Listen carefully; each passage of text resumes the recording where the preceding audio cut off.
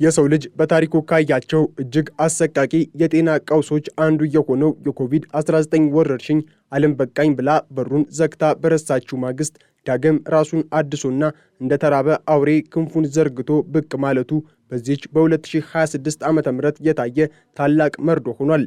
ዓለም ባለፉት ጥቂት ዓመታት ውስጥ በሰላም አየር ስትተነፍስና የጭንብልን ቀንበር አውልቃ በጣለችበት ወቅት ቫይረሱ በቤተ ሙከራ ሳይሆን በዝምታና በዝግመተ ለውጥ ራሱን ሲያስታጥቅ መቆየቱን አሁን እየታዩ ያሉት አስደንጋጭ ክስተቶች ያረጋግጣሉ። በተለይም የዘመናዊነት የጤና ጥበቃ ተምሳሌ ተደርጋ በምትወሰደው ሲንጋፖር ውስጥ የተከሰተው ድንገተኛና ሰደድ መሰል የወረርሽኝ ማዕበል መላው ዓለም ሌላኛው የጨለማ ምዕራፍ ውስጥ መግባቱን የሚያበስር የማንቂያ ደውል ሆኖ ተመዝግቧል። ይህ በሲንጋፖር የተከሰተውን እጅግ አሰቃቂ የቁጥር ጭማሪ አዲሱንና አታላዩን የቫይረስ ዝርያ እንዲሁም ወረርሽኙ በኢትዮጵያና በመላው ዓለም ላይ የደቀነው ስጋት የማይቀር የጥፋት ስጋት በጥልቀትና በሰፊው እየታየበት ነው። በአውሮፓውያኑ ግንቦት ወር አጋማሽ 2026 ዓ.ም ከሲንጋፖር የወጡት መረጃዎች የሰው ልጅን የማሰብ አቅም የሚፈታተኑና እጅግ አስፈሪ ናቸው። በአንድ ሳምንት ጊዜ ውስጥ ብቻ ማለትም ከግንቦት 10 እስከ ግንቦት 16 ባሉት 7 ቀናት ውስጥ በአንዲት ደሴት ሀገር 12700 አዳዲስ የበሽታው ተጠቂዎች መመዝገባቸው የምድር ላይ ሲኦል መከፈቱን የሚያመላክት ነው። ይህ ቁጥር ካለፈው ሳምንት የ8000 ተጠቂዎች ቁጥር ጋር ሲነጻጸር የ59 በመቶ ጭማሪ ማሳየቱ ቫይረሱ ምን ያህል በጂኦሜትራዊ እድገት እየተባዛ እንደሆነና ሰብአዊ መከላከያዎችን በሙሉ ጥሶ መውጣቱን ያሳያል።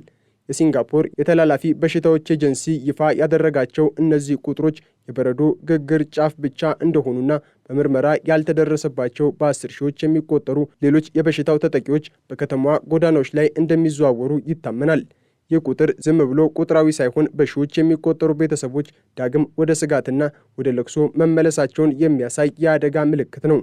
ለዚህ መጠነ ሰፊ ጥፋት መንስኤ የሆነው NB181 የተሰኘው አዲሱና አረመኔው የቫይረስ ዝርያ ነው። ይህ ዝርያ የቀደሙትን የኮቪድ ዝርያዎች በሙሉ በብልሃትና በክፋት የሚበልጥ ሲሆን በተለይም የሰው ልጅ ለዓመታት ያካበተውን የክትባትና የተፈጥሮ በሽታ መከላከል አቅም እንደ ሸረሪት ድር በቀላሉ የመበጠስ ብቃት አለው። ሳይንቲስቶች እንደሚሉት NB181 ዝም ብሎ ቫይረስ ሳይሆን በሰውነት ውስጥ ያሉትን የመከላከያ ሴሎች በማሽመድመድ ወደ ደም ዝውውር የሚገባ የማይታይ ሰላይ ነው። ሲንጋፖር በአሁኑ ወቅት ከምታስመዘግባቸው ተጠቂዎች ውስጥ ከግማሽ በላይ የሚሆኑት በዚህ አዲስና አደገኛ ዝርያ የተለከፉ መሆናቸው ቫይረሱ በሰው ልጆች ላይ ያወጀው ጦርነት አዲስ ምዕራፍ መያዙን ያሳያል። ሁኔታው ይበልጥ አሳሳቢ የሚሆነው ቫይረሱ በሰውነት ውስጥ የሚቆይበት ጊዜና የመዛመት ፍጥነቱ ከቀደሙት ዝርያዎች ጋር ሲነጻጸር በእጥፍ የጨመረ መሆኑ ነው። የሲንጋፖር ሆስፒታሎች አሁን ላይ የጦር ግንባር መስለው ይታያሉ። ምንም እንኳን የሀገሪቱ የጤና ባለስልጣናት ሁኔታውን መቆጣጠር እንችላለን የሚል መግለጫ ቢሰጡም በየቀኑ ወደ ሆስፒታል የሚገቡ ሰዎች ቁጥር ከ56 እስከ 73 ማሻቀቡንና በጽኑ ሕክምና ክፍል ውስጥ የሚገኙ ህመምተኞች ቁጥር መጨመር የጤና ስርዓቱ የመሸከም አቅም የመጨረሻው ጫፍ ላይ መድረሱን ይጠቁማል። በየሆስፒታሉ የሚሰማው የኦክስጅን ማሽኖች ድምፅና የጤና ባለሙያዎች የሚታይባቸው ከፍተኛ ድካም ዓለም ከጥቂት ዓመታት በፊት የነበረችበትን አሰቃቂ ትዝታ ዳግም እየኖረች እንደሆነ ያረጋግጣል።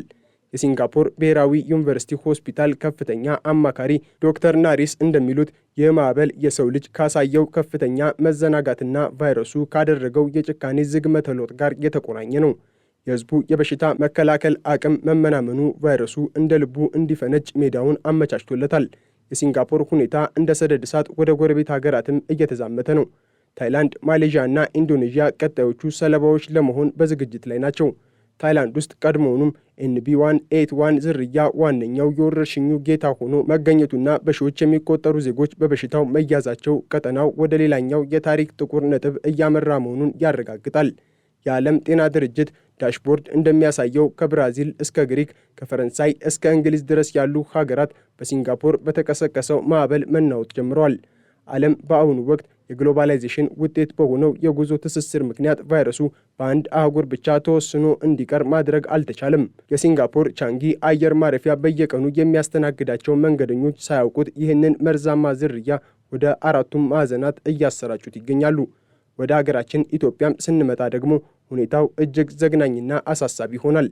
በሀገሪቱ እስካሁን 1486 የተረጋገጡ የኮቪድ-19 ተጠቂዎች መኖራቸው የተገለጸ ሲሆን ከእነዚህም ውስጥ 17 ሰዎች ሕይወታቸው አልፏል። ይህ ቁጥር በዝምታ ሲታይ ትንሽ ሊመስል ቢችልም በኢትዮጵያ ያለውን የምርመራ አቅም ማነስና የሕዝቡን ግዴለሽነት ስናክልበት ግን በስተጀርባ ያለው እውነት እጅግ አስደንጋጭ ነው። አዲስ አበባ 1210 ተጠቂዎች የወረርሽኙ ማዕከል ሆናለች። ይህ ማለት በከተማዋ በሚገኙ አውቶቡሶች፣ ታክሲዎችና ገበያዎች ውስጥ የሚገኘው እያንዳንዱ ሰው የቫይረሱ ሰለባ የመሆን ዕድሉ ከፍ ያለ ነው። በተለይም እንደ መርካቶ ባሉ እጅግ በተጨናነቁ የንግድ ስፍራዎች ውስጥ ማኅበራዊ ርቀትን መጠበቅ ቀርቶ መተንፈስ እንኳን በሚከብድበት ሁኔታ ቫይረሱ እንደ ልቡ የሚፈነጭበት ገነት ሆኖለታል። ኢትዮጵያ ለዚህ አዲስ ዝርያ ያላት ተጋላጭነት ከሲንጋፖር በብዙ እጥፍ የከፋ ነው። በሲንጋፖር በየቤቱ የሚደረግ የምርመራ ስርዓትና ዘመናዊ የሆስፒታሎች ባሉበት ሁኔታ እንዲህ አይነት ቀውስ ከተከሰተ በቂ ኦክስጅንና የጽኑ ሕክምና አልጋ በሌላቸው የኢትዮጵያ ሆስፒታሎች ውስጥ ምን ሊከሰት እንደሚችል ማሰብ እንኳን ያሰቅቃል። በሀገራችን ያለው የሕዝብ ብዛትና የጤና መሠረተ ልማት አለመመጣጠን ሌላኛው የወረርሽኙ ማዕበል ከመጣ የሰው ልጅ ሕይወት እንደ ቅጠል ሊረግፍ እንደሚችል ያመላክታል። በሶማሌ ክልልና በጋምቤላ የታዩት ጉዳዮች ደግሞ ቫይረሱ በድንበሮቻችን በኩል ሰርጎ መግባቱንና ገጠራማውን የሀገሪቱን ክፍል ለማጥቃት መዘጋጀቱን ያሳያሉ። የኢትዮጵያ ሕዝብ ኮቪድ-19ን እንደ ታሪክ ቆጥሮ ባለበት በዚህ ወቅት ቫይረሱ ግን እንደ አዲስ ታሪክ እየሰራ መሆኑን እጅግ የሚያሳዝን ነው። ይህ የወረርሽኝ ማገርሸት የሚያስከትለው ማኅበራዊና ኢኮኖሚያዊ ጥፋትም እንዲሁ በቀላሉ የሚታይ አይደለም። ዓለም ገና ከቀደሙት የኮቪድ ኢኮኖሚያዊ ድቀት ሳታገግም አሁን ደግሞ ሌላ የንግድና የኢንዱስትሪ መዘጋት ስጋት ተደቅኖባታል። ሲንጋፖር የንግድ እንቅስቃሴዋ ከተገታ የዓለም አቀፍ የሸቀጦች ዝውውር ይስተጓጎላል። ይህም በኢትዮጵያ ያለውን የኑሮ ውድነት ይበልጥ ያባብሰዋል። ቀድሞውኑም በኑሮ ውድነት የሚሰቃየው የኢትዮጵያ ሕዝብ ሌላ የወረርሽኝ መቅሰፍት ቢጨመርበት ማኅበራዊ ቀውሱ ወደማይቀለበስበት ደረጃ ሊያመራ ይችላል። የጤና ሚኒስቴርና የሚመለከታቸው አካላት የሚያወጧቸው መመሪያዎች በሕዝቡ ዘንድ ተሰሚነት እያጡ መምጣታቸው አደጋውን ይበልጥ አሰቃቂ ያደርገዋል። NB1.8 የተባለው ዝርያ በተለይ አረጋውያንንና ተጓዳኝ በሽታ ያለባቸውን ወገኖች እያደነ መሆኑ ታውቋል። በኢትዮጵያ ውስጥ በሚሊዮኖች የሚቆጠሩ አረጋውያንና በቂ የጤና ክትትል የማይደረግላቸው ዜጎች መኖራቸው ለዚህ አሳዳጅ ቫይረስ ምቹ ሁኔታን ፈጥሯል። ሲንጋፖር ዜጎቿን ዳግም ክትባት እንዲወስዱ የምታደርገው ጥሪ ለኢትዮጵያም ትልቅ ትምህርት መሆን ነበረበት። ሆኖም በሀገራችን ያለው የክትባት ዘመቻ መቀዛቀዝ የብዙዎችን ሕይወት ለሞት አሳልፎ የሚሰጥ ሆኗል። ቫይረሱ ራሱን በየጊዜው እየቀያየረ በሰውነት ውስጥ ያለውን መከላከያም እየሰበረ ባለበት በዚህ ወቅት የሰው ልጅ ግን አሁንም በድሮው አስተሳሰብና በድሮው መዘናጋት ውስጥ መገኘቱ እጅግ የሚገርም የታሪክ ምጸት ሆኗል።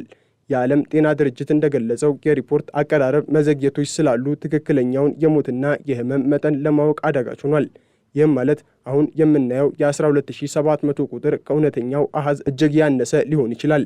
ዓለም በአሁኑ ወቅት በዝምታ ውስጥ ባለ ማዕበል እየተናወጠች ትገኛለች። የሲንጋፖር መንግስት ሆስፒታሎች አሁንም ሁኔታውን መቆጣጠር እንደሚችሉ ቢገልጹም ቁጥሩ በዚህ ፍጥነት ከቀጠለ ግን አዳዲስ የድንገተኛ ጊዜ እርምጃዎችና የቤት ውስጥ መቆየት ትዕዛዞች ሊመለሱ እንደሚችሉ የኢኮኖሚና የጤና ባለሙያዎች ይገምታሉ። ይህ ደግሞ ለዓለም ኢኮኖሚ ሌላኛው የሞት አዋጅ እንደ መስማት ይቆጠራል።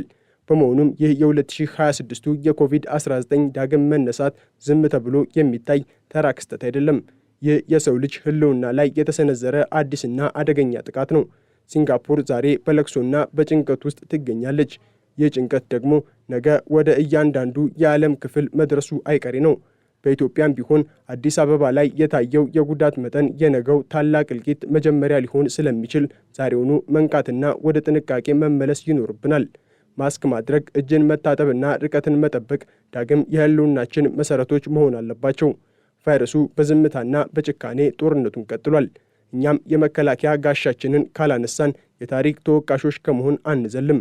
በሲንጋፖር የታየው የ59 በመቶ የጉዳት ጭማሪ ዝም ብሎ የተከሰተ ሳይሆን የሰዎች የመከላከል አቅም በጊዜ ሂደት እየወረደ በመምጣቱ መሆኑን መገንዘብ ያስፈልጋል። ብዙዎች ክትባት ስለወሰዱ ብቻ ለዘላለም የተጠበቁ ስለመሰላቸው አዲሱ NB1.8 ዝርያ ይህንን ክፍተት ተጠቅሞ ሰርጎ ገብቷል። ይህ ዝርያ በሰውነት ውስጥ ካሉ አንቲቦዲዎች ጋር በሚያደርገው ፍልሚያ የድሮዎቹን የክትባት አይነቶች የመቋቋም አቅሙን እያሳደገ መምጣቱን ለሳይንሱ ዓለም ትልቅ ራስ ምታት ሆኗል። ሲንጋፖር ውስጥ የሚገኙ የጤና ተቋማት በቀን በአማካይ ከ1000 በላይ አዳዲስ ተጠቂዎችን እያስተናገዱ መሆኑ የከተማዋን መደበኛ እንቅስቃሴ አደጋ ላይ ጥሎታል። የሲንጋፖር መንግስት የጤና ጥበቃ መመሪያዎች ዳግም እያጠበቀ ሲሆን ህዝቡ በማንኛውም የህዝብ መሰብሰቢያ ቦታ ማስክ እንዲያደርግና ማህበራዊ ርቀትን እንዲጠብቅ ጥብቅ ማሳሰቢያ ሰጥቷል። ይህ በሲንጋፖር የታየው ሁኔታ ለሌሎች ሀገራት በተለይም ለታዳጊ ሀገራት ትልቅ ማስጠንቀቂያ ነው። የጤና መሰረተ ልማታቸው ጠንካራ የሆኑ ሀገራት እንዲህ አይነት ቀውስ ውስጥ ከገቡ ደካማ የጤና ስርዓት ያላቸው ሀገራት ምን ሊገጥማቸው እንደሚችል መገመት አያዳግትም። በኢትዮጵያ አውድ ውስጥ ወረርሽኙን የመከላከል ስራው ከመንግስት አልፎ የእያንዳንዱ ዜጋ ኃላፊነት መሆን ይኖርበታል። የአዲስ አበባው 1210 ተጠቂዎች ቁጥር ከተማዋ ለቫይረሱ ምን ያህል ተጋላጭ መሆኗን የሚያሳይ ጥቁር ማሳያ ነው። በከተማዋ የሚገኙ ገበያዎችና የንግድ ስፍራዎች ውስጥ የሚታየው መጨናነቅ ቫይረሱ ከሰው ወደ ሰው በቀላሉ እንዲሸጋገር ምቹ ሁኔታን ፈጥሮለታል። በተለይም በቂ የአየር ዝውውር በሌለባቸው የህዝብ ትራንስፖርት አገልግሎቶች ውስጥ አንዱ ተላላፊ በመቶዎች የሚቆጠሩ ሰዎችን በአንድ ጊዜ የመበከል ዕድል ሰፊ ነው። ይህ ደግሞ በቤተሰብ ውስጥ ያሉ አረጋውያንንና ሕፃናትን ለከፋ አደጋ ያጋልጣል። በሶማሌ ክልልና በጋምቤላ የታዩት ጉዳዮች ደግሞ ወረርሽኙ በድንበር በኩል አቋርጦ በመግባት ገጠራማውን የአገሪቱን ክፍል ለማጥቃት መዘጋጀቱን ያሳያሉ። በእነዚህ አካባቢዎች ያለው የጤና አገልግሎት ውስንነት ቫይረሱ በስፋት ቢሰራጭ የሚከተለው ጥፋት እጅግ የከፋ ያደርገዋል። የዓለም አቀፉ ማህበረሰብም ቢሆን በዚህ አዲስ የወረርሽኝ ማዕበል ሳቢያ ከፍተኛ ስጋት ላይ ነው። የዓለም ጤና ድርጅት ሀገራት የኮቪድ-19 ምርመራንና የሪፖርት አቀራረብን እንዲያጠናክሩ ጥሪ አቅርቧል። ብዙ ሀገራት ወረርሽኙ አልቋል በሚል አስተሳሰብ ምርመራ ማቆማቸው ቫይረሱ በድብቅ እንዲሰራጭና ራሱን እንዲያጠናክር አግዞታል። አሁን የታየው የቁጥር ማሻቀብ ዓለም ዳግም ወደ ዝግታ እንድትመለስ ሊያስገድዳት እንደሚችል ስጋቶች አሉ። ይህ ደግሞ ለዓለም ኢኮኖሚ ሌላኛው የሞት አዋጅ ነው። የሸቀጦች ዋጋ መናር፣ የኢንዱስትሪዎች ምርት መቀነስና የሰዎች ስራ አጥነት መጨመር ከጤና ቀውሱ ጎን ለጎን የሚከሰቱ ማህበራዊ ጥፋቶች ናቸው። በተለይ እንደ ኢትዮጵያ ያሉ ሀገራት ከዚህ ቀደም ከነበረው የኮቪድ ጫና ሳያገግሙ ሌላ ማዕበል ቢመጣባቸው የኢኮኖሚ ውድቀቱን እጅግ አሰቃቂ ይሆናል። ወደ መፍትሄውም ስናመራ በሲንጋፖር የተጀመሩት የተጠናከሩ የክትባት ዘመቻዎችና የጤና ጥበቃ መመሪያዎች በመላው ዓለም ሊተገበሩ ይገባል። ክትባት አሁንም ቢሆን የሞትና የጽኑ ህመም አደጋን ለመቀነስ ረገድ ትልቅ ሚና አላቸው። ዜጎች የተሻሻሉ የኮቪድ-19 ክትባቶችን እንዲወስዱ ማበረታታትና ማመቻቸት የመንግስት ዋነኛ ተግባር መሆን አለበት። በተጨማሪም የግል ንጽህናን መጠበቅ፣ እጅን በሳሙና መታጠብ፣ ሳኒታይዘር መጠቀምና ተጨናነቁ ቦታዎች ማስክ ማድረግ የዕለት ተዕለት ተግባራችን ሊሆኑ ይገባል። ይህ ወረርሽኝ ገና እንዳልተሸነፈና ከእኛ ጋር አብሮ እንደሚኖር በመገንዘብ የመከላከያ ስልቶቻችንን ማጠናከር ይኖርብናል። የ2026ቱ የኮቪድ-19 ማዕበል ለሰው ልጅ ትልቅ ማንቂያ ደውል ነው። በሲንጋፖር የታየው የ12700 ተጠቂዎች ቁጥርና በኢትዮጵያ እየታየ ያለው የጉዳት ጭማሪ ቫይረሱ አሁንም በዓለም ላይ ካሉ ገዳይ አደገኛ ጠላቶች አንዱ መሆኑን ያረጋግጣል። ይህ አዲስ ዝርያ በዝምታ ዓለምን እየዞረ ባለበት በዚህ ወቅት መዘናጋት ዋጋ ያስከፍላል።